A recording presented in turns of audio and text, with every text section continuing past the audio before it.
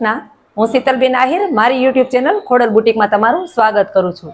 મને ચાંદનીબેન રાઠોડની કમેન્ટ આવી છે કે મેડમ મૂંઢા વિશે કહો। આજે હું તમને મૂંઢા વિશે સમજાવું છું। અને બીજી કમેન્ટ આવી છે ટિંકુબેનની કે મેમ તમારી સફળતા વિશે કહો। તો બેટા સફળતામાં તો એવું છે કે સફળતામાં હું તમને અમુક યુટ્યુબના નિયમ હોય છે કે જે સફળતા વિશે તો હું તમને થોડું ઘણું કહીશ, પણ બહુ ન કહી શકું। પહેલાં હું તમને મૂંઢાનું કહું છું, પછી હું તમને સફળતાનું કહું છું। આ મારું સ્ટુડન્ટ છે। જ્યારે મેં તમને એકવાર બ્લાઉઝનું ડ્રેસનું બધાયનું માપ લેતા શીખવાડ્યું છે। આજે આપણે ફક્ત અને ફક્ત મૂંઢો અને સ્લીવ, મૂંઢો અને સ્લીવ બે એકબીજાથી અટેચ છે, એટલે સ્લીવનું અને મૂંઢાનું બેયનું એક સાથે આપણે માપ લેશું। મૂંઢો આ રીતના માપવાનો હોય છે, હાથને આ રીતના સીધો કરવાનો હોય છે। તમારે આ રીતના મેજર ટેપને રાખવાની, પછી જ્યારે તમે આમ કરો ત્યારે તમારું જે કસ્ટમર હોય એનો હાથ નીચો કરાવી નાખવાનો। હવે તમે આ જુઓ, આ જ્યાં તમારું રાઉન્ડ આવતું હોય આને મૂંઢો, મૂંઢો કહેવાય। આપણે ગુજરાતી ભાષામાં એને બાયગાળો કહેવાય, અને આને બગલગાળો પણ કહેવાય, અને એને હિન્દી અને અંગ્રેજીમાં આર્મોલ પણ કહે છે। એટલે આ રીતના મૂંઢો માપવાનો હોય છે, મૂંઢામાં બીજું કાંઈ નથી। અને કદાચ તમે આ જે મારા બ્લાઉઝના વિડીયા જોવો છો એ રીતના તમે ડ્રેસના વિડીયા પણ જોવો। હું તેમાં શીખવાડું જ છું કે કઈ રીતના મૂંઢાનું માપ લેવું। તમે બ્લાઉઝનો જેને મારો માપ લેવાનો વિડીયો જેને જોયો હશે તેને ખબર જ હશે કે મેં કઈ રીતના માપ લેતા શીખવાડ્યું છે।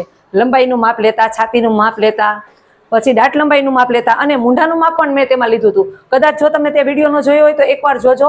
મૂંઢાનું આ છે, અને મૂંઢાથી જ્યાં તમે આપણે આ મૂંઢો છે, મૂંઢો અને સ્લીવ, અને આ રીતના સ્લીવનું માપ લેવાનું હોય છે।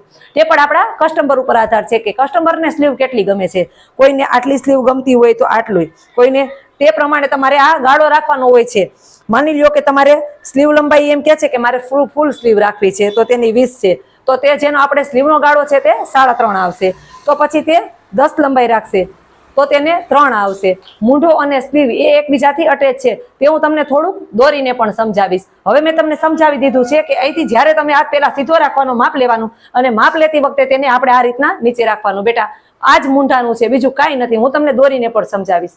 અને હવે હું તમને મારી સફળતા વિશે જણાવું છું। મારી સફળતા સ્ટ્રગલ, મેં આમાં ઘણું સ્ટ્રગલ કર્યું છે। કોઈ પણ વસ્તુ એવી નથી કે સ્ટ્રગલ કર્યા વગર ડાયરેક્ટ તમને પ્રાપ્ત થઈ હોય।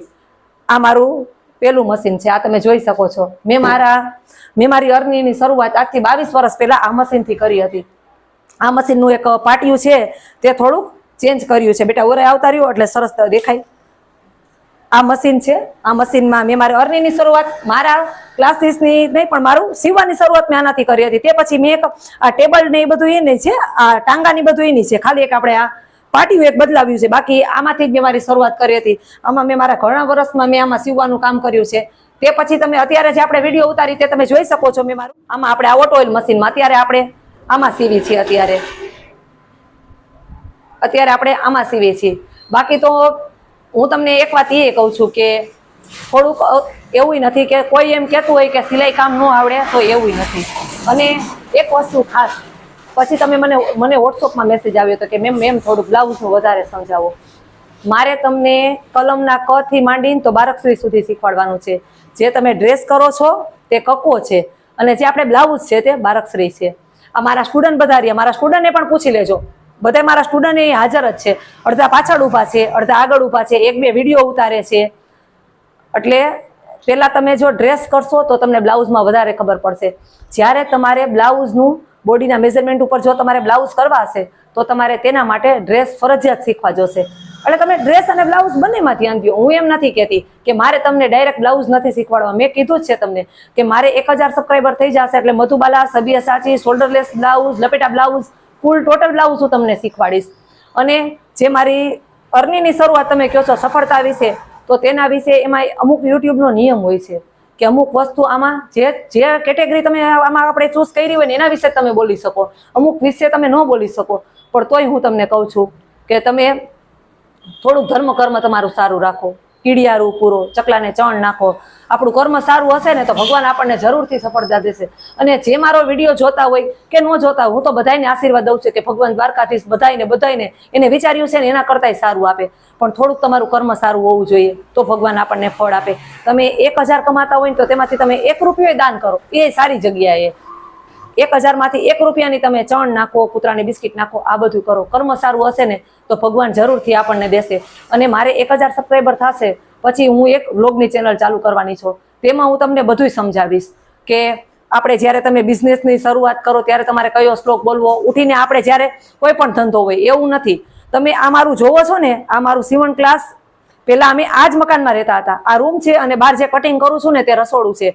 અહીંયા બેડ હતું, આ મારું મશીન છે તે અહીંયા હતું અને બહાર રસોડું હતું. અમે અહીંથી જ શરૂઆત કરી હતી. અમે એવું નથી કે ડાયરેક્ટ આ સીવણ ક્લાસ આપણે અલગ કર્યો, એવું નથી. આમાં બધા સૂતા હતા અને રાતે તોય આપણે 3 વાગે આ જ મશીને બેસીને સીવતા હતા. એટલે થોડુંક મેં સ્ટ્રગલ કર્યું છે, થોડુંક સ્ટ્રગલ તમારે કરવું જોશે. બાકી તો મારા વિડીયોમાં મને તમારા બધાનો મને બહુ જ સરસ મજાનો સપોર્ટ છે અને સારો એવો સપોર્ટ કરજો અને કરો છો એમાંય ના ન કહેવાય. કારણ કે મેં હજી કાંઈ 2-5 વર્ષથી અમારી શરૂઆત નથી કરી અને આવી જ રીતના સપોર્ટ કરતા રહેજો. હું મારી બ્લોગની ચેનલમાં તમને બધું સમજાવીશ કે જ્યારે તમે આપણે દુકાન આપણી ખોલી કે આપણા મશીન હોય ત્યાં બેસી કે કોઈ પણ બિઝનેસ હોય, નાનો બિઝનેસ હોય, તો એ બિઝનેસને આપણે જ્યારે શરૂઆત કરી કે રોજ એટલે રોજ ડેઈલી આપણે કયો મંત્ર બોલવાનો, કયો મંત્ર બોલવાથી કયો લાભ થાય. કારણ કે વાસ્તુશાસ્ત્રમાં હું બહુ માનું છું અને ભગવાનની કૃપા છે. મારો એક પણ એટલે એક હજી જે મેં કઈ ઉપાય કર્યા ને એમાં એક ઉપાય મારો ફેલ નથી ગયો. એટલે હું તમને આ બધી વિશે સમજાવીશ. પણ મારા 1000 સબસ્ક્રાઈબર થઈ જશે. અહીંયા આવશું આની બેટા. મારા સ્ટુડન્ટની બહુ ઈચ્છા છે કે જ્યારે અમારે 1000 સબસ્ક્રાઈબર, આપણે ક્યાં જવું છે બેટા? હા, મારા સ્ટુડન્ટની દ્વારકાની, બધા સ્ટુડન્ટની બહુ ઈચ્છા છે કે માસી જ્યારે આપણે એકવાર આપણી ચેનલને મોનોટાઈઝ થાય એટલે આપણે દ્વારકા જવું છે અને ચોક્કસ મારે એને લઈ જવા છે. જો તમને મારો વિડીયો ગમ્યો હોય તો લાઈક કરજો, શેર કરજો, સબસ્ક્રાઈબ કરજો. ધન્યવાદ.